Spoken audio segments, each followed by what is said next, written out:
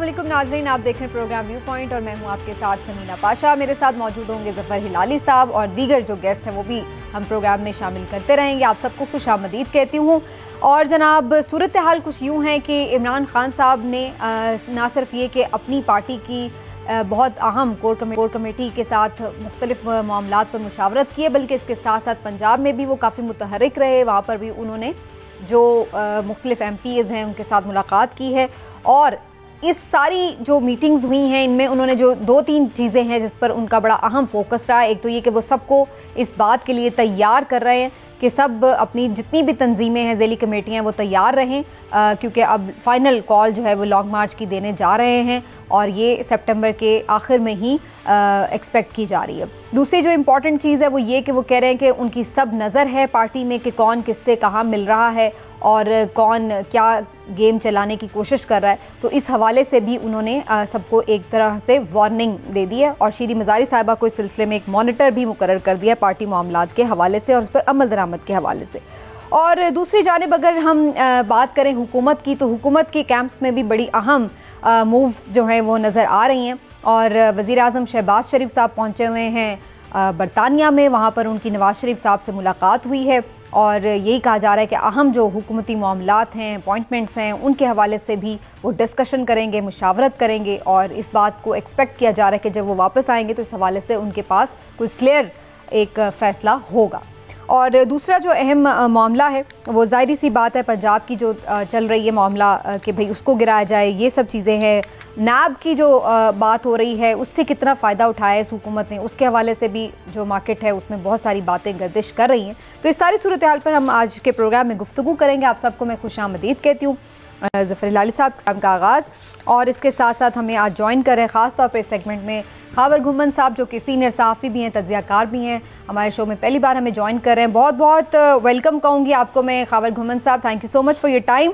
और आप बड़े बाखबर सहाफ़ी हैं, तो आपसे कुछ ख़बरें भी मैं लेना चाहूँगी कि इस्लामाबाद में क्या खिचड़ी पक रही है और लंदन में क्या ऑप्शंस पर गौर हो रहा है। आप हमारे साथ रहिए। अगर मुझे थोड़ा सा टाइम दें, इजाज़त दें, मैं ज़रा हिलाली साहब का ज़रूर कमेंट पहले शामिल कर लूँ।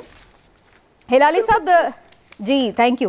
हिलाली साहब, पहले आपकी तरफ आते हुए ये जो वज़ीर आज़म साहब लंदन गए हुए हैं और वहाँ पर उन्होंने मुशावरत भी की है, मज़ीद भी ज़ाहिर उनकी मीटिंग्स वगैरह चलती रहेंगी नवाज शरीफ साहब से, तो how do you see it? इनके पास क्या ऑप्शंस हैं, क्या ऑप्शंस पर गौर आपके ख्याल से वो कर सकते हैं? किस तरफ PMLN जा सकती है डिसीजन मेकिंग में? देखिए, पैगाम तो ये है कि बहुत सारे चीज़ें हैं जो नून बड़े घबराहट में है। मिसाल के तौर पे रूमर है, हमें नहीं पता सच है कि नहीं, मगर एक रूमर है कि वो कह रहे हैं कि इमरान खान साहब आर्मी चीफ्स की मुलाकात हुई है। तो ये घबराने की क्या बात है भाई? ये बड़ी अच्छी बात है अगर उनकी मुलाकात हुई है, मुल्क के लिए अच्छा है। और कुछ अगर टेंशन्स थे वो ख़त्म हो गए होंगे, अपने डिफरेंसेस अगर थे तो वो सॉर्ट आउट हुए होंगे। नहीं, डिफरेंसेस कुछ तो थे, वो सॉर्ट आउट हुए होंगे। तो ये तो आपको खुश होना चाहिए एज अ पाकिस्तानी। आप लंबा मुंह लटका के बैठे हुए हैं लंदन में कि हो इनकी मुलाकात हो जाए फिर क्या होगा, ये गलत बात है। साथ साथ ये भी एक निकला हुआ है नून का प्रॉब्लम के, और देखो अदालतें जो हैं इमरान खान को रिलीफ दे रहे हैं। अरे भाई, अगर इमरान खान को रिलीफ मिल रहा है वो इसलिए मिल रहा है कि वो इनोसेंट है ना, मिसाल के तौर पे वो इसलिए तो नहीं मिल रहा है कि उसने गलती की है। अगर वो इनोसेंट है, और एक मिसाल भी है हमारे सामने, Minallah justice, chief justice Islamabad high court का, उसने कह दिया, उसने कहा कि भाई जो उसने स्टेटमेंट दिया था वो जज के बारे में, चलो अगर वो आप गलती और ये वो भी समझे उसको, ये क्या बात है कि आपने उसके टेररिस्ट चार्ज लगा दिया उस पर? क्या IG साहब, उन्होंने कहा कि आपने इतना खौफ और डर आ गया आपको कि उनके स्टेटमेंट से वो टेररिस्ट के चार्ज लगा दिया आपने? माने कि आप इन अदर वर्ड्स दबे अल्फाज में उनको ये कह रहे थे आपका सेंस ऑफ प्रोपोर्शन ही नहीं है, और बिल्कुल नहीं है अगर इस किस्म का रिएक्शन हुआ था। साथ साथ یہ بھی پی ٹی آئی کا پرابلم یہ ہے کہ وہ سمجھتے ہیں کہ اب شہباز یا نواز شریف جو بھی اپوائنٹمنٹ کریں گے تو وہ فیورٹس پہ ہوگا، بالکل ہوگا فیورٹس پہ، مگر سب وداؤٹ ایکسیپشن لڑ گئے ان کے ساتھ. اچھا، تو ابھی تک اگر وہ سیکھا نہیں ہے کہ میرٹ پہ ہونا جی ہاں اگر ایگزیکٹلی، تو اگر وہ میرٹ پہ نہیں رکھے if he has not learned تو وہ اس کا پرابلم ہے نا، آپ کا کیا پرابلم ہے؟ اور یس پی ڈی ایم میں ڈی مورلائزیشن ہے، کنفیوژن ہے. سوچئے تو صحیح نا، ایک طرف شہباز اور نواز اور مفتاح اور وہ اسحاق ڈار لڑے ہوئے، دے ڈس ایگری ود ایچ ادر.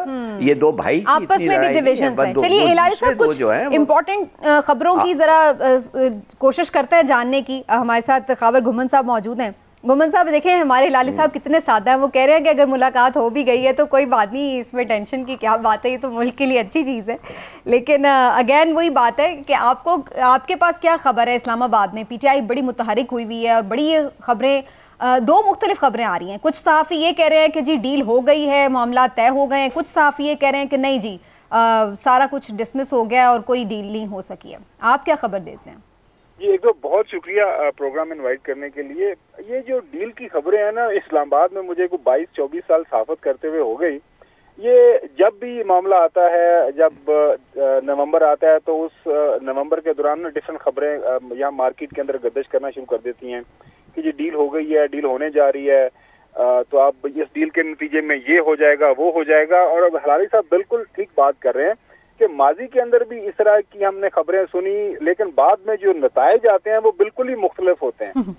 لہٰذا جو ہمارے سیاستدان جو میرے خیال میں وہ سیکھنے چاہ نہیں رہے یا وہ سیکھ نہیں پا رہے، وہ یہ ہے، ایک تو یہ ہے کہ ہمارا جو ادارہ ہے خاص طور پاکستان آرمی ایک ڈسپلن ادارہ ہے، وہاں پہ جو آرمی چیف ہوتا ہے وہ آرمی کا آرمی چیف ہوتا ہے، وہ کسی پولیٹیکل پارٹی کا چیف نہیں ہوتا. اور ظاہر ہے انہوں نے پورے ادارے کو چلانا ہے. ایک نیشنل سیکیورٹی ہے پاکستان کے، ظاہر ہے ایسٹرن ویسٹرن بارڈرز کے اوپر جو معاملات ہمیشہ سے رہے ہیں ان کو دیکھنا ہوتا ہے. جو کافی زیادہ ایک رسپانسبلٹی والی پوزیشن ہے اور بہت سارے معاملات کو ان کو دیکھنا پڑتا ہے. اور اگر کسی سیاستدان کی یہ خواہش ہے، وہ کوئی بھی سیاستدان ہو اکراس دا پولیٹیکل پارٹی کے، جی کوئی آرمی چیف آئے گا تو میری مرضی کے مطابق معاملہ چلائے گا، ایسے نہیں ہوتا. اور نہ ہی کبھی ہم نے ماضی کے اندر دیکھا ہے، نہ ہی فیوچر کے اندر آپ کو ایسا ہوتا وہ نظر آئے گا.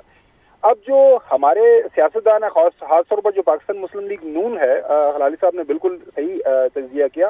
ماضی کے اندر بھی جو انہوں نے ڈفرینٹ اس طرح کی اپوائنٹمنٹس کی اور خواہش ظاہر بات ہے ان کی ہوتی تھی کہ جی جو ہم جن بھی خواہشات کا اظہار کریں اسی کے اوپر عمل ہو، لیکن ایسا ہوتا نہیں ہے. اب جو آپ کا سوال کہ اسلام آباد میں کیا ہو رہا ہے، دیکھیں اسلام آباد میں بنیادی طور پر اس وقت جو سب سے بڑی خبر جو ہے وہ جو زیر گردش ہے وہ یہ ہے کہ اس وقت پاکستان تحریک انصاف کے جو چیئرمین ہیں سابق پرائم منسٹر عمران خان، انہوں نے بڑے ہی دبنگ انداز سے جلسے کیے، اپنا ایک بیانیہ بنایا، بھرپور جو ہے لوگوں کی توجہ انہوں نے حاصل کی، اور وہ ایک ہی بات کر رہے ہیں، وہ کسی بھی غیر آئینی غیر قانونی عمل کی بات نہیں کر رہے. وہ یہ کہہ رہے ہیں کہ ہمارے ملک کے اندر اگر ہمیں معاشی استحکام چاہیے تو اس کے لیے بڑا ضروری ہے کہ سیاسی استحکام پیدا ہو. دیکھیں پاکستان ایک جمہوری ملک ہے، آپ کا آئین ہے، پارلیمانی نظام حکومت ہے، تو پاکستان کے اندر یہ تو نہیں ہو سکتا کوئی بادشاہت قائم ہو جائے یا کوئی ون پارٹی رول جو ہم چائنا والا لگا دیں، یا ہم کسی اور ملک کا جو آئین یہاں پہ آ کے لگا دیں جس کے ذریعے ملک کے اندر جو ہے سیاسی استحکام پیدا ہو جائے. واحد راستہ ایک ہی ہے، وہ یہ ہے کہ آپ عوام کی عدالت میں چلے جائیں، عوام کے پاس چلے جائیں، عوام کا مینڈیٹ لے لیں. یہی آپ کا آئین کہتا ہے کہ اللہ تعالیٰ کے بعد. تو پھر خبر کیا ہے خاور گھمن صاحب؟ جا رہے ہیں اس طرف، الیکشن کی صورتحال بنتی نظر آ رہی ہے، کیونکہ باتیں تو بہت ہو رہی ہیں کہ شاید نگران سیٹ اپ کی بھی جو نامینیشنز ہیں اس پہ بھی ڈسکشنز ہو رہی ہیں. اس کے علاوہ اور کوئی رستہ نہیں ہے. میری جو اطلاع ہے، اطلاع کے مطابق تاریخوں کے اوپر بس بات ہو رہی ہے کہ کون سی تاریخ کو جو الیکشن ہونے چاہیے. میرے پاس جو اطلاعات آ رہی ہیں، جو میری اسیسمنٹ ہے، مارچ اپریل کے ارد گرد ہوپ فلی کچھ بات چیت چل رہی ہے، اور میرے خیال میں یہ کوئی بہت بڑا سرپرائز بھی نہیں ہوگا کسی کے لیے. اس کی وجہ یہ ہے کہ آپ پاکستان کے اندر لوگ اب تیار ہو چکے ہیں، اور خاص طور پر پولیٹیکل پارٹی بھی یہ ساری سمجھتی ہیں. اور نون لیگ کے اندر خبر یہ بھی ہے کہ نون لیگ کے اندر بھی ایک جو خاص طور پر جو نواز شریف صاحب یا مریم صاحب والا جو دھڑا، وہ یہی سمجھتا ہے کہ اگر ہم یہی کنٹینیو کریں گے آئندہ سال تمام جو پروجیکشنز آ رہی ہیں اکانومی کے حوالے سے وہ یہی ہیں کہ معیشت انڈر اسٹریس رہے گی, تو مزید انپاپولر ہی ہوں گے. ایگزیکٹلی, تو بہتر یہی ہے کہ جتنی جلدی ہو سکتا ہے عوام کے پاس جایا جائے, ایک کیئر ٹیکر سیٹ اپ آ جائے. دیکھیں تھوڑی سمجھنے کی بات یہ ہے کہ آج اگر کیئر ٹیکر سیٹ اپ آ جاتا ہے تو نون لیگ والے سے نکل جائیں گے, پی ڈی ایم نکل جائے گی, اس کے بعد تمام جو گورننس کے معاملات ہیں, ملکی معاملات ہیں, کیئر ٹیکر چلائے گی. تو وہ جو کہیں گے جی کیئر ٹیکرز ہیں, ہمیں مشکل حالات ملے تھے, ہم نے کوشش کی, لیکن بہتر یہی ہے کہ عوام کے پاس چلے جایا جائے, عوام سے رائے لے لی جائے کہ کون سی پولیٹیکل پارٹی کو وہ چاہتے ہیں ملک کے اندر جو آ کے وہ ایک. ویسے کچھ لوگ یہ بھی کہہ رہے ہیں کہ کیئر ٹیکر کو ذرا زیادہ ہی لمبا کر دیا جائے تاکہ لوگ بھول جائیں کہ پی ڈی ایم کے دور میں کیا کچھ ہو گیا. نہیں, میرے خیال میں یہ بھی ہے کچھ آپشن. ایسا کچھ نہیں ہے, ایسا کچھ نہیں ہے. آپ کو آئین کے تابع ہی رہنا ہے. جب اسمبلیاں اپنی مدت سے پہلے جب آپ ان کو ڈیزالو کرتے ہیں تو 3 ماہ کی مدت ہوتی ہے. اگر وہ ٹائم پورا کریں تو 2 مہینے 60 دن کی مدت ہوتی ہے. تو آپ 3 مہینے کے اندر جب بھی یہ ہوگا معاملات ہے آپ کو الیکشن کے لیکن سیٹ اپ لمبا نہیں چلے گا. ہلالی صاحب بھی شاید کچھ بات کرنا چاہ رہے ہیں. جی ہلالی صاحب. پہلی بات تو یہ ہے کہ غمن صاحب کا فرسٹ کلاس اسیسمنٹ ہے, میں بالکل ان سے اگری کرتا ہوں. میں ایک چیز اور ایڈ کرنا چاہتا ہوں. میں یہ کہنا چاہتا ہوں کہ اگر یہ چلے وداؤٹ این الیکشن ڈیٹ, اور اگر عمران خان چلنے دے اور جلسہ نہ ہو اور وہ جو لانگ مارچ یہ وہ بھی نہ ہو, میں سمجھتا ہوں یہ پارٹیز جو ہیں کولیشن میں ان کی حالت دیکھیں. نون کی تو میں نے ڈسکرائب کرنے کی کوشش کر رہا تھا تو سمینہ نے کاٹ دیا. میں یہ بتانا چاہتا ہوں کہ نواز اور شہباز جو ہے ایک ایک کے ساتھ ان کے ڈفرینٹ پرسیپشنز ہیں, اور یہ ان کے فائنانس منسٹرز کی پوسٹ جو ہے اس کے بھی بڑے مختلف پرسیپشنز ہیں. ایم کیو ایم کی حالت دیکھیں, عامر خان اس کو تو مار پڑی ہے کل بھائی, وہ تو بھگایا ہے ان کو ادھر, وہ جو میٹنگ سے ہو رہے تھے. آئی بلیو ہی واز مارنے کی کوشش کی, میں نے فزیکلی, اور ابیوز کرنے کی, بہت ابیوز.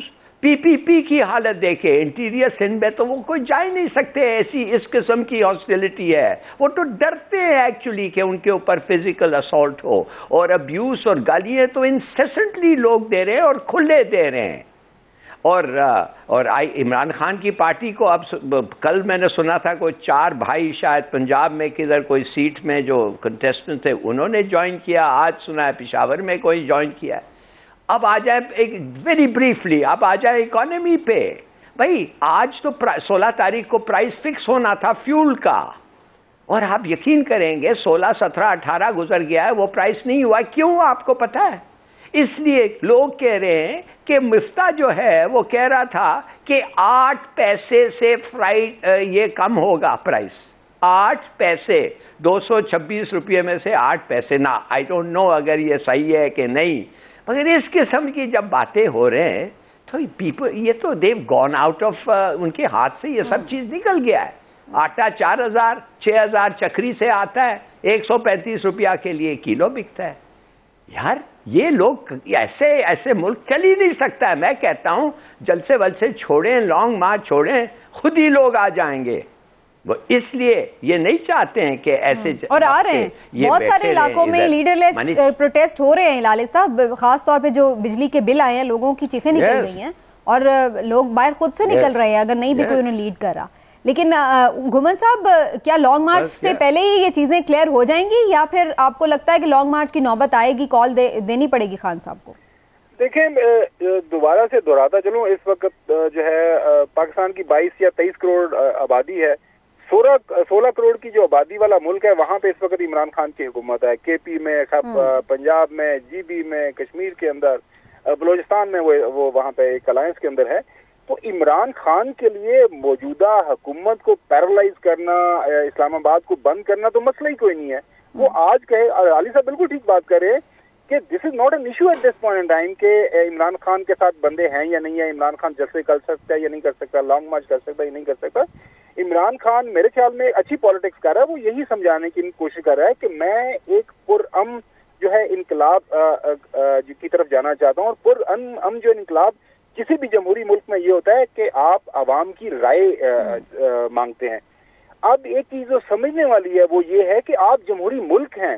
دیکھیں دنیا کے کسی ملک میں بھی, آپ کے سامنے برطانیہ ہے, برطانیہ سے ہی ہم نے جمہوریت لی ہے, وہاں پہ بریگزٹ کے ایشو کے اوپر ہر 6 مہینے کے بعد ایک نیا وزیر اعظم آتا تھا. 2 الیکشن کی طرف چلے گئے کہ بتائیں عوام چاہتی کیا ہے.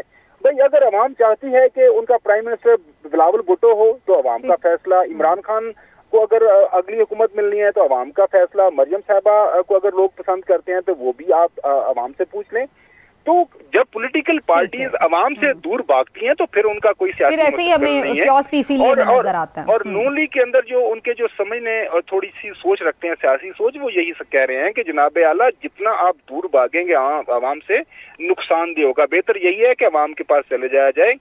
زیادہ نقصان سے بہتر ہے کہ ہم کم نقصان جو اس وقت غیر مقبولیت ہے اس کو ہم ایک بریک کی طرف جانا ہے. خاور گمن صاحب, بس لاسٹلی میں آپ سے ایک شارٹ سا کمنٹ بھی لے لوں, اور اگر آپ کے پاس خبر بھی ہو اس حوالے سے. جو عام ملاقات ہو گئی نواز شریف صاحب سے, یہ بھی خبریں آ رہی ہیں کہ شاید انہیں یہ کہا گیا ہے کہ بھائی آپ بتا دیں کہ اس پر انہیں کنونس کرنے کی کوشش کی جا رہی ہے کہ موجودہ جو سیٹ اپ ہے تعیناتی کا اسی کو تھوڑا سا ایکسٹینڈ کر لیا جائے. کوئی خبر ہے کہ کیا آپشن اس میں غور ہوا ہے اس ملاقات میں؟ دیکھیں اس ایشو کے اوپر سمینا بہت زیادہ کائٹ فلائنگ ہو رہی ہے, ٹھیک ہے نا. خبر میں آپ کو یہ دے دیتا ہوں کہ تسلی رکھیں, تمام جو معاملات ہیں انڈر کنٹرول ہیں, اور جو بھی معاملات طے ہو رہے ہیں اس کے اوپر تمام پولیٹیکل پارٹیز جو ہے نا وہ ان کو تسلی ہوگی اور کسی کو پریشانی نہیں ہوگی, اور سب لوگ کچھ نہ کچھ ملے گا. جی اس میں یہی ہے کہ بہتر دیکھیں سیدھا سا معاملہ ہے نا. اب ہماری جو سیکورٹی اسٹیبلشمنٹ یہ کہہ رہی ہے, اعلان کہہ رہی ہے کہ ہمیں سیاست سے دور رہنے دیں, اور سیاست سے دور رہنے کا ایک ہی واحد حل ہے کہ آپ عوام کے پاس جائیں, عوام سے مینڈیٹ لے لیں, اور جس کو مینڈیٹ ملے گا وہ آ کے تمام جو ہے وہ فیصلے کر لے گا. اہم جو معاشی طور پر, سیکورٹی کے طور پر, فارن پالیسی کی سطح کے اوپر جو بھی فیصلے کرنے ہیں وہ ایک نئی مستحکم حکومت فریش مینڈیٹ. اسی سے میں نے خبر اخذ کر لی ہے. آپ کا بہت شکریہ خاور گمن صاحب, thank you so much for your time. اور یہ تھا جناب پولیٹیکل سچویشن کے حوالے سے جو تجزیہ بھی, آپ کچھ خبریں بھی. ایک چھوٹا سا بریک لیتے ہیں, بریک سے واپس آتے ہیں تو کچھ اور اہم معاملات ہیں جن کے اوپر بات کریں گے. نیب میں جو ترامیم کی گئی ہیں اس کے حوالے سے بڑا کرٹیسزم ہو رہا ہے اس حکومت کے اوپر کہ 50 سے زیادہ جو مقدمات ہیں انہیں ختم کر دیا گیا, ریفرنسز کو واپس بھجوا دیا عدالتوں نے. تو یہ کتنا بڑا قتل ہے احتساب کا, یا پھر یہ واقعی مچ نیڈڈ قسم کی کوئی ترامیم تھی؟ بات ہوگی تفصیل سے ایک بریک کے بعد ہمارے ساتھ.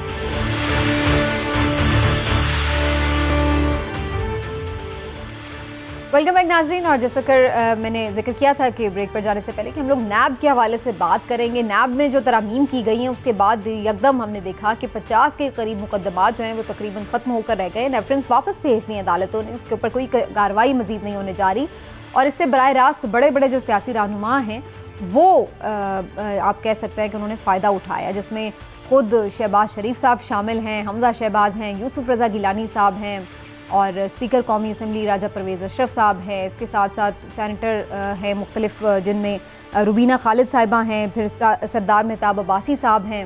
تو بہت بڑے بڑے نام ہیں سیاسی رہنماؤں کے جو کہ مستفید ہوئے ان ترامیم کے نتیجے میں. لیکن کیا یہ ترامیم جو ہیں واقعی غیر ضروری تھیں یا پھر ضروری تھیں, اس پر بات ہوگی. اور ساتھ میں یہ بھی کہ کیا عدالت ان ترامیم کو نل اینڈ وائڈ کر سکتی ہے یا نہیں, کیونکہ اس حوالے سے بھی ایک ہیئرنگ جو ہے وہ سپریم کورٹ پہ زیر سماعت ہے. تو اس پر ہم خاص طور پر بات کریں گے. اور اس وقت ہمارے ساتھ موجود ہیں بریگیڈیئر فاروق حمید صاحب, ایکس ڈی جی نیب ہیں پنجاب کے, تو ان سے رہنمائی بھی لیں گے. ہلالی صاحب ہمارے ساتھ ہی ہیں. فاروق حمید صاحب, آپ کو بہت شو میں ویلکم کہوں گی. Thank you so much for your time. اور سب سے پہلے یہ فرمائیے گا کہ یہ آپ کو لگتا ہے کہ یہ جو ترامیم کی گئی نیب میں اس سے پولیٹیکلی فائدہ اس طرح سے ملا ہے کہ اس کو ہم یہی کہہ سکتے ہیں کہ یہ پرسن اسپیسیفک قسم کی جو امینڈمنٹس تھی وہ کی گئی؟ بسم اللہ الرحمن الرحیم. بہت شکریہ. آپ نے صحیح طرف انڈیکیٹ کیا کہ لگ تو یہی رہا ہے, بلکہ اب تو ثابت ہو گیا کہ اتنے 50-60 کیسز تو اکاؤنٹری کورٹ سے واپس بھیج دیے ہیں جو ہمارے موجودہ سینئر لیڈران ہیں ان کے کیسز. اور یہ تو سپریم کورٹ نے بھی 1-2 آبزرویشن دی تھی جب سے یہ کیس چلنا شروع ہوا ہے پچھلے چند ہفتوں سے, کہ اس میں کوئی پرسنل انٹینشن اور پرسنل فائدہ جو ہے وہ بھی نظر آ رہا ہے کہ یہ ایسے کیس نیب امینڈمنٹ کی گئی ہیں جس میں ذاتی مفاد, ذاتی فائدے کو نظر میں رکھا گیا ہے. تو دیکھیں, میں تو اس کو کہوں گا کہ یہ نیشنل ڈیبیکل ہے. کیونکہ 2008 میں بھی اس وقت انٹرنیشنل پریشر کے اوپر جنرل مشرف نے NRO دیا تھا، اور جس پہ اس وقت کی جو تمام کرپٹ اشرافیہ تھے وہ سب جو ہے ان کے کیسز ختم ہو گئے تھے. لیکن اس وقت میں اور اس وقت میں ایک فرق ہے. اس مرتبہ تو جو لوگ خود انوالوڈ ہیں اشرافیہ کے، اور وہ پاور میں ہیں یا پارلیمنٹ میں ہیں وغیرہ وغیرہ پبلک آفس میں، انہوں نے خود یہ قانون جو ہے وہ بنایا ہے، اور جس سے ان کو ایک دم جو ہے وہ ظاہری بات ہے سب کو معلوم تھا کہ ان کو فائدہ ہو جائے گا. اور دوسرا فرق یہ ہے کہ اس وقت آنریبل چیف جسٹس اس وقت کے افتخار چودھری صاحب جب وہ 2009 میں بحال ہوئے تو انہوں نے سو موٹو لے کے اس قانون کو جو اس وقت NRO جنرل مشرف نے کیا تھا اس کو انہوں نے نل اینڈ وائڈ کینسل کر دیا. تمام کیسز بحال ہو گئے. اور لیکن کیونکہ وہ تمام لوگ پھر وہ اس وقت پاور میں تھے، کیسز چلے، لیکن اس وقت ان کی کوئی حیثیت نہیں رہی، اور وہ اپنی کیسز جو ہے خود بخود اپنی موت جو ہے وہ مر گئے اور ملک کے جام تک نہ پہنچ سکے. تو اس مرتبہ ہم یہ دیکھ رہے ہیں کہ آنریبل سپریم کورٹ نے پٹیشن تو ایکسیپٹ کر لی، اس پہ کچھ ہیئرنگ بھی ہوئی ہے، لیکن ابھی تک کوئی ایسی انڈیکیشن نہیں آ رہی. وہ کہ چیف جسٹس صاحب نے انڈیکیٹ کیا ہے کہ یہ اس میں کچھ ایسی چیزیں ہیں اپنا کلوزز جو کہ ریویو ہونے چاہیے ورڈز ٹو دی ایفیکٹ، اور یہ پارلیمنٹ کا کام ہے. تو اب دیکھنا یہ ہے کہ یہ وہ ہیئرنگ پہ ڈیپینڈ کر رہا ہے. ٹھیک جی، وہ پارلیمنٹ کو واپس بھیج دیتے ہیں کہ جی آپ اس میں، لیکن دیکھیں میری نظر میں the damage has been done. انہوں نے جو کیسز کلوز کروانے تھے، یہ جو بھی ہونا تھا وہ تو کل سے خبریں آنی شروع ہو گئی ہیں. اب جو ان کے پاس ان کی چیزیں انوالوڈ ہیں نیب کے ساتھ، ایسٹ فورفیٹ ہوئے ہیں، ضبط ہوئے ہیں، پیسہ ضبط ہوئے، جو بھی ہے وہ سب یہ نکال لیں گے جس طرح 2008 میں ہوا تھا. لیکن یہ damage has already been done. چلیے میں ہلالی صاحب کا بھی کامنٹ لے لوں، پھر میں دوبارہ بھی آپ کی طرف آتی ہوں بریگیڈیئر صاحب. لیکن ہلالی صاحب آپ بھی یہ سمجھتے ہیں کہ جیسے عمران خان صاحب کنٹینیوسلی یہ کہہ رہے ہیں کہ یہ ایک NRO 2 ہے، اور جس طرح سے اب یہ قانون بن چکا ہے، اگرچہ صدر مملکت نے سائن نہیں کیے لیکن ظاہر ہے کہ وہ ایک اسپیسیفک ٹائم کے بعد آٹومیٹکلی قانون بن جاتا ہے، تو اب یہ کام مکمل ہو چکا ہے، اور اس سے کوئی فرق پڑے گا کہ ابھی بھی ہم امید رکھیں کہ سپریم کورٹ کے جو ہیئرنگ ہے اس کے نتیجے میں یہ سب کچھ ریورس ہو سکے گا؟ دیکھیے میں سمجھ نہیں سکتا ہوں، میں اتنا کالا قانون، اتنا فیصلہ میں نے کبھی دیکھا نہیں ہے. اور میں آپ کو ایک چیز بتاتا ہوں، میں نہیں سمجھتا ہوں کہ IMF ایکسیپٹ کرے گا. IMF ایکسیپٹ کرے گا کہ 50 کروڑ سے نیچے اگر آپ چوری کریں تو بے شک آپ چوری کرتے رہیں، اور ادھر آپ کو کون دیکھے گا؟ یہ کرپٹ FIA اور یہ کرپٹ پولیس اور کوئی آپ کے اسپیشل انکوائری اور اینٹی کرپشن نہیں چل رہا ہے. بھائی ہم one of the most corrupt states in the world ہیں، اور اب آپ نے تو اسٹیمپ لگا دیا ہے اس پہ. آپ نے یہ اسٹیمپ لگایا ہے کہ آپ کے حکمران اپنے کیسز کو یہ کر رہے ہیں، رد کر رہے ہیں. یہ کبھی ہوا ہے؟ کبھی نہیں ہوا ہے. جیسے انہوں نے بالکل صحیح کہا فاروق حمید صاحب نے، یہ تو مشرف کے تھرو کیا تھا، کم سے کم ایک تھرڈ پارٹی تھا. یہ تو خود بیٹھ کے اپنے آپ کو معافی دے رہے ہیں. Imran Khan was 100% right. اب آپ کو میں بتانا چاہتا ہوں اور کیا قانون میں لگایا ہے جو فاروق حمید صاحب کو بڑی اچھی طریقے سے پتا ہے. وہ یہ ہے کہ اگر آپ کسی کو اکیوز کریں اور اس کا ثبوت نہیں آئے اور پروف نہیں آئے تو آپ 5 سال خود جیل میں جائیں گے. کبھی آپ سمجھ سکتے ہیں کہ کوئی غریب آدمی جو ایلیگیشن کرتا ہے اس کے پاس پیسے ہیں ایک انویسٹیگیشن کنڈکٹ کرنے کے لیے؟ آپ کبھی یقین کر سکتے ہیں کہ وہ اپنی زندگی کی رسک کرے گا؟ تو میں نہ ہی صرف سمجھتا ہوں کہ وہ ہمارے کانسٹیٹیوشن کے خلاف ہے، میں سمجھتا ہوں وہ شریعہ کے خلاف ہے. میں سمجھتا ہوں کہ جان بوجھ کے جب آپ خود اپنے آپ کو as a ruler of a Muslim state اور خاص طور the Islamic republic of Pakistan آپ اپنی چوری کو معاف کرتے ہیں تو یہ شریعہ کے خلاف ہے، یہ خدا کے قانون کے خلاف ہے، اور میں مان ہی نہیں سکتا کہ یہ ایکسیپٹ ہوگا. اور میں آپ کو ایک اور چیز بتاتا ہوں، فاٹف نہیں ایکسیپٹ کرے گا. ہاں اگر دباؤ اس پہ آ گیا امریکہ کے طور سے تو پھر کچھ بھی ہو سکتا ہے، مگر میں سمجھتا ہوں کہ فاٹف بھی نہیں ایکسیپٹ کرے گا. بھائی what is this open rabri? یہ ہوا ہی نہیں ہے. ٹھیک. اور آپ نے جو IMF والا پوائنٹ اٹھایا وہ بھی بڑا ریلیونٹ ہے، کیونکہ یہ جب IMF کی ڈیل میں تھوڑا سی تاخیر بھی ہو رہی تھی اور مختلف شرائط پہ بات ہو رہی تھی، تو اس وقت بھی یہ ذکر آیا تھا کہ انہیں جو اکاؤنٹیبلٹی کا سسٹم ہے، نیب کے اوپر جو امینڈمنٹس ہیں اس کے اوپر بھی ان کی ریزرویشنز ہیں. لیکن میں فاروق حمید صاحب آپ کی طرف یہ کوشچن ضرور لے کے آنا چاہوں گی کہ بہت سارے ہمارے لوگ یہ کہتے ہیں کہ نیب کمزور کرنا یا ختم کرنا اس سے کوئی فرق نہیں پڑتا ہے، کیونکہ باقی جو ہماری انویسٹیگیشن کی ایجنسیز ہیں، اتھارٹیز ہیں، FIA ہے، اینٹی کرپشن یونٹ ہے، وہ اپنی جگہ کام کر رہے ہیں. تو اس کا مطلب یہ نہیں ہے کہ کیسز سے جان چھوٹ جائے گی، وہ لوگ بھی انویسٹیگیشن کر سکتے ہیں. نیب کے انڈر ہی انویسٹیگیشن کروانا ضروری نہیں ہے. نہیں جی، اس میں بات سمجھنے کی یہ ہے کہ 50 کروڑ سے نیچے اگر کوئی ایمبیزلمنٹ ہوتی ہے، پبلک منی جو ہے ٹیکس پیئر کا پیسہ کھایا جاتا ہے، اور کانٹریکٹس میں بھی یہ تمام جس طرح پاکستان میں کرپشن ہوتی ہے ایٹ دی ہائی لیول، تو ٹھیک ہے وہ کہتے ہیں جی نیب کا کیس نہیں ہوگا. لیکن آپ مجھے بتائیں کہ ہمارے جو پروونشل اینٹی کرپشن ہے وہ تو بالکل گئے گزرے ہیں. آج تک کبھی کوئی آپ نے سنا ہے؟ نیب میں تو پھر بھی ایک وقت تھا کنوکشن ہوئی تھی، اور انہوں نے پچھلے 20 سال میں بے شک جو آپ جو مرضی نیب کو بلیم کریں کہ جناب پولیٹیکلی موٹیویٹڈ کیسز بھی ہوتی ہیں اور زیادتی بھی ہوتی ہے، فلاں ہوتا ہے، لیکن پھر بھی 700-750 ارب روپیہ پچھلے 3 سال میں تو صرف 450 ارب انہوں نے کیش اور کائنڈ میں ریکور کیا ہے. تو یہ تو سارا معاملہ آپ نے ختم کر دیا. اب آپ جو پبلک منی ہے جب وہ لوٹا جائے گا تو آپ کدھر جائیں گے؟ FIA میں آپ نے دیکھ لیا، with all respect to FIA، ہم تو بڑے خوش ہوئے تھے جب FIA نے یہ اپنا TT والا کیس کیا 16 ارب کا. ہم نے کہا بھائی FIA نے بڑی محنت کی اس کیس کے اوپر، لیکن ان کے بیچارے جو ڈائریکٹر انویسٹیگیشن ہے ان کی ڈیتھ ہو گئی، 2 وٹنسز کی ڈیتھ ہو گئی. تو کہنا میں یہ چاہ رہا ہوں کہ ایک نیب ایک ہی ادارہ تھا جس کو international community United Nation recognize کرتا ہے as the apex anti corruption body. جب آپ نے اس کو ڈیفینڈ کر دیا، آپ نے اس کو ٹوتھ لیس بنا دیا، تو مجھے بتائیں پھر پیچھے کیا رہ گیا؟ میرا کہنے کا مطلب ہے کہ بالکل یہ احتساب کو یہ بل لا کے انہوں نے لائسنس فار کرپشن لیگلائزڈ ان پاکستان. اور یہ بات صحیح ہے، IMF بھی اس کو نہیں مانے گا، FATF پتہ نہیں اس کو مانتا ہے یہ نہیں، کیا آگے پتہ لگ جائے گا. امپورٹنٹ چیز یہ ہے، میں جو کہنا چاہ رہا ہوں، پاکستان کی it is very unfortunate, Pakistan کے اشرافیہ نے ثابت کر دیا ہے کہ جنرل مشرف کے دور میں بھی اتنے اچھے کیسز بنے، کروڑوں روپے لگے ان کیسز پہ، صرف کیسز فلاں یہ سب انہوں نے اپنا جناب ریاست کو سبمٹ کیا اینڈ دے ون. اس پر تب اب پھر پاکستان کی جو کرپٹ اشرافیہ ہے وہ جیت کے یہ میرے فور دا ٹائمنگ نظر آ رہا ہے کہ دے ہیو ون اگین. ان کو پکڑنا بڑا مشکل ہے.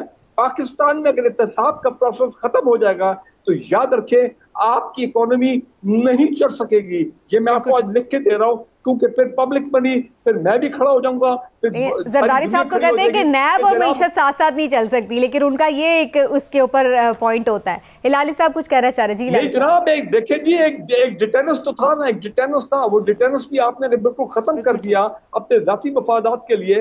تو میں تو سمجھتا ہوں کہ آنریبل چیف جسٹس صاحب کو چاہیے کہ اپنی وہ جو ہیئرنگ ہے ان کو اس میں اور تیزی لے کے آئیں، اور اس میں کوئی جلد فیصلہ ہونا چاہیے.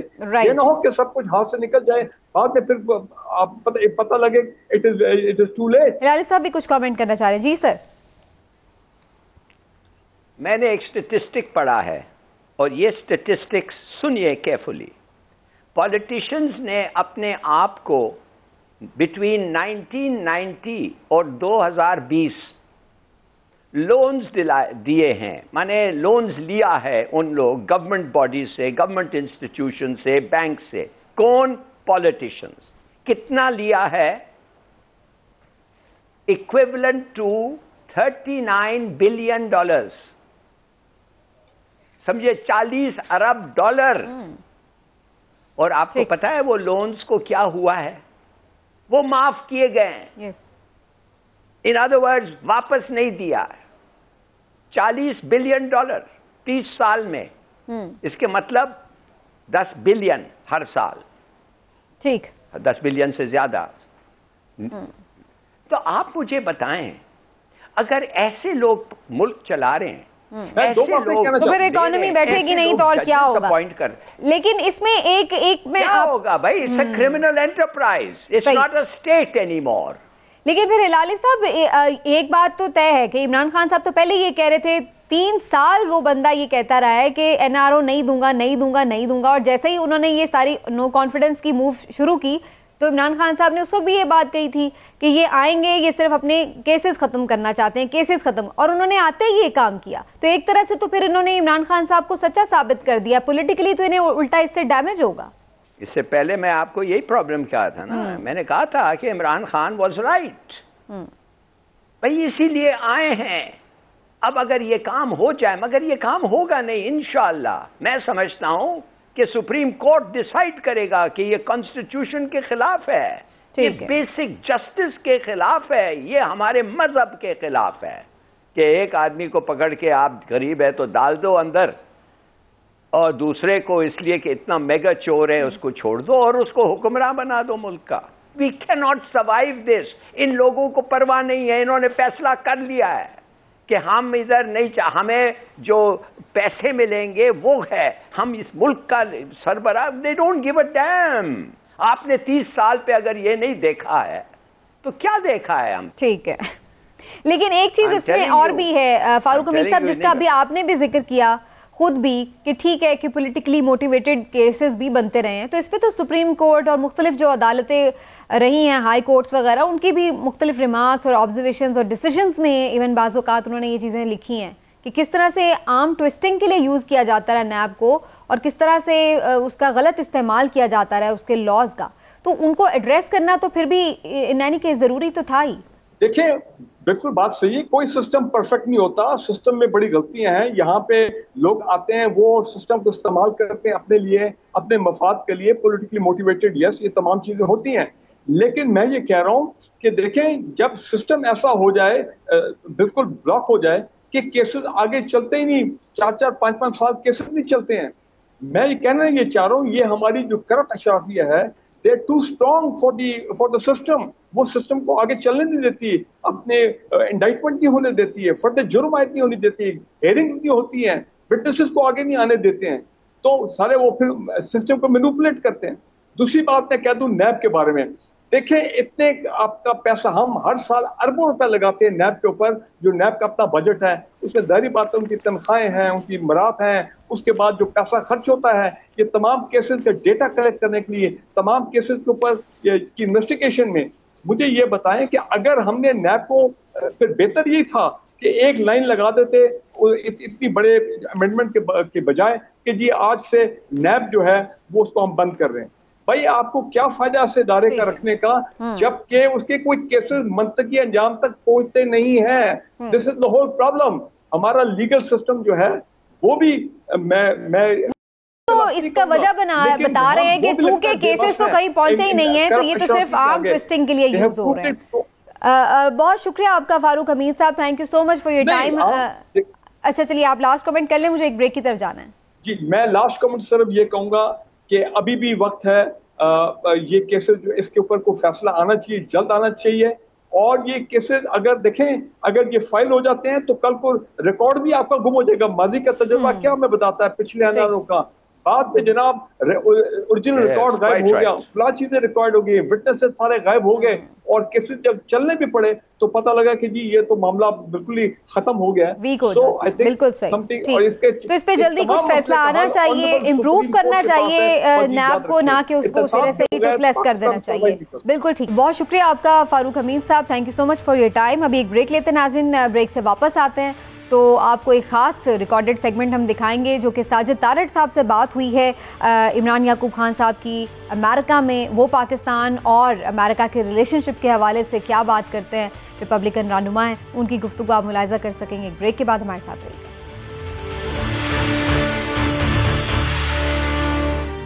ویلکم بیک ناظرین. اور جیسے کہ آپ لوگ جانتے ہیں کہ عمران یعقوب خان صاحب ان دنوں امریکہ میں ہیں، وہاں پر ان کی اہم ملاقاتیں بھی ہوئی ہیں، اور وہاں پر انہوں نے ساجد تارڑ صاحب سے بھی ملاقات کی ہے جو کہ ریپبلکن رہنما ہے پاکستانی نژاد، اور ان سے ان کی اہم امور پر گفتگو ہوئی، خاص طور پر جو پاکستان اور امریکہ کے تعلقات ہیں اس کے حوالے سے انہوں نے بڑی دلچسپ باتیں کی ہیں. آئیے آپ کو دکھاتے ہیں. ناظرین پروگرام ویو پوائنٹ کے اس سیگمنٹ میں آج میں آپ کی ملاقات کرواؤں گا ساجد تارڑ صاحب سے. ساجد تارڑ صاحب پاکستانی کمیونٹی کا ایک بہت بڑا نام ہے یہاں امریکہ میں، واشنگٹن میں. پاکستانی کمیونٹی کے لیے اور ملک خدا داد پاکستان کے لیے ہر وقت یہ مصروف عمل رہتے ہیں. آج ان سے جانتے ہیں کہ پاکستان اور امریکہ کے تعلقات کے حوالے سے حکومت پاکستان کو اور پاکستانی کمیونٹی کو کیا کرنا چاہیے اور سیلاب زدگان کی مدد کے حوالے سے بھی وہ کیا کر رہے ہیں. بہت شکریہ طاہر صاحب، آپ نے ہمیں وقت دیا. طاہر صاحب آپ یہ بتائیں، ماشاءاللہ پاکستانی کمیونٹی میں تو ہے، اوورال امریکی اسٹیبلشمنٹ میں اور امریکی انتظامیہ میں بھی آپ کا اچھا خاصا اثر و رسوخ ہے، تو آپ کیا سمجھتے ہیں کہ پاکستان کے لیے ریپبلکن حکومت زیادہ بہتر ہے یا ڈیموکریٹ؟ دیکھیں، اگر ماضی میں آپ دیکھیں تو آپ کمپیئر کریں تو ہمیشہ ریپبلکن پارٹی جو ہے وہ پاکستان کے لیے ہمیشہ اچھی رہی ہے. اس کی وجہ ہے فنڈامنٹلز. وہ فنڈامنٹل اس طریقے سے ہیں کہ ریپبلکن پارٹی پینٹاگان کو سٹرونگ کرتی ہے اور سٹرونگ آرمی میں بلیو کرتی ہے. بالخصوص اگر ریسنٹلی دیکھا جائے تو ڈونلڈ ٹرمپ صاحب ان کا ڈاکٹرن تھا کہ اچیونگ پیس تھرو اسٹرینتھ، مطلب یہ تھا کہ پینٹاگان کو سٹرونگ کریں. انہوں نے اسپیس آرمی کریٹ کی، اور جب بھی پینٹاگان یا آرمی کو سٹرونگ کیا جاتا ہے فارن پالیسی آٹومیٹکلی سٹرونگ ہو جاتی ہے، اپنے ایلائز کے مسائل کو ڈیل کرنا پڑتا ہے. تو ریپبلکن پارٹی نے ہمیشہ پاکستان کو زیادہ سپورٹ کیا ہے ورسز ڈیموکریٹ پارٹی. تو آج بھی آپ دیکھیں اگر تو پاکستان کے ساتھ ریلیشن شپ ویسے نہیں ہے جتنے ریپبلکن سے دور کے درمیان رہے ہیں. آج کل بھی فارن پالیسی میں کافی کہتے ہیں دشواریاں ہیں اس وقت پاکستان کے ساتھ، لیکن میرے خیال میں آنے والے دنوں میں بہتری آئے گی، اور بہتری آ بھی رہی ہے سلولی اینڈ گریجولی. اچھا چودھری صاحب، پاکستانی کمیونٹی کے لیے اور پاکستانی امریکیوں کے لیے آپ کیا سمجھتے ہیں کہ صدر ٹرمپ کی پالیسی زیادہ بہتر تھی یا جو بائیڈن کی؟ دیکھیں، جو بائیڈن ایڈمنسٹریشن کو سمجھا جاتا ہے کہ یہ third term of Obama period ہے، اور اوباما کی فارن پالیسی اور اوباما کے ساتھ اگر آپ دیکھیں تو وہ صاف اس پہ آپ پریڈکٹ کر سکتے ہیں کہ پاکستانیوں کے لیے یا مسلم امریکن کے لیے کیا ہو رہا ہے یہاں پہ. ڈونلڈ ٹرمپ صاحب کے دور میں انہوں نے مسلمانوں کو تو زیادہ نہیں یا پاکستانیوں، لیکن کیونکہ اکانومی کو سٹرونگ چاہتے تھے، وہ امریکہ فرسٹ ان کی پالیسی تھی. اور میں سمجھتا ہوں کہ جب ٹائیڈ آتی ہے تو ہر کشتی اوپر آتی ہے. جب اکانومی ٹھیک ہوگی تو پاکستانیوں کی اکانومی بھی ٹھیک ہوگی، مسلمانوں کی بھی اکانومی ٹھیک ہوگی. لیکن آج کل کمپیریٹیولی امریکہ کی اکانومی سلگش ہے ورسز ٹرمپ ایڈمنسٹریشنز کے دور میں. تو میں سمجھتا ہوں کہ کئی کام ٹرمپ پیریڈ میں کیے گئے جو کہ امیگرینٹس کے لیے انڈائریکٹلی بہتر تھے. جو صاحب آپ کی باتوں سے اندازہ ہوتا ہے کہ آپ ٹرمپ سے کافی متاثر ہیں، تو آپ کیا سمجھتے ہیں پریزیڈنٹ ٹرمپ کا سیاست میں ابھی مزید امریکی سیاست میں کردار ہے یا ان کا کردار ختم ہو گیا؟ دیکھیں، اس وقت ڈونلڈ ٹرمپ صاحب جو ہیں وہ انہوں نے آفیشلی تو ڈکلیئر نہیں کیا کہ وہ کینڈیڈیٹ ہیں اگلی پریزیڈنسی کے لیے، لیکن تیاریاں ہو رہی ہیں ان کے کیمپ میں بھی، ریپبلکن پارٹی میں بھی تیاریاں ہو رہی ہیں. اور اس وقت دیکھا جا رہا ہے کہ اس وقت جو بائیڈن ایڈمنسٹریشن کے حالات ہیں، ریپبلکن بڑے ہوپفل ہیں کہ ڈونلڈ ٹرمپ ہی آگے آئیں گے. لیکن میں یہ یہاں پہ کہنا چاہوں گا کہ انڈر گیون سرکمسٹانسز اگر ڈونلڈ ٹرمپ نہیں بھی آتے، لیکن اگلا پریزیڈنٹ جو ہوگا وہ ریپبلکن ہوگا. اچھا جو صاحب، آپ کیا سمجھتے ہیں پاکستان اور امریکہ کے تعلقات میں جو سرد مہری ہے اس میں کوئی مستقبل قریب میں بہتری نظر آتی ہے آپ کو؟ دیکھیں، اس میں دو مین وجوہات ہیں سرد موری کی.